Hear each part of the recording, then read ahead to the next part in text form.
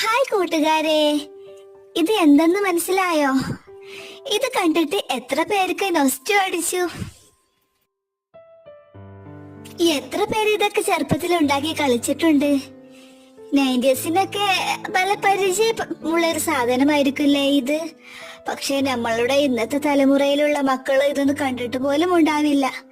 അവർക്ക് എവിടെ ഇതൊക്കെ കളിക്കാൻ സമയം? അവർക്ക് ഫോണും ടിവിയൊക്കെ അല്ലേ ഉള്ളത്. ഇതൊക്കെ കാണുമ്പോൾ ഒരിക്കൽ കൂടെ നമ്മളുടെ ഒരു കുട്ടിക്കാലത്തേക്ക് പോകാൻ കൊതിയാവുന്നു.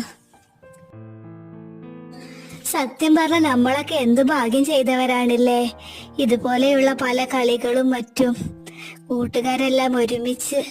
ഇന്നത്തെ മക്കൾ അത് എത്രത്തോളം അവർക്ക് ഈ ഭാഗ്യമുണ്ടെന്ന് അറിയില്ല.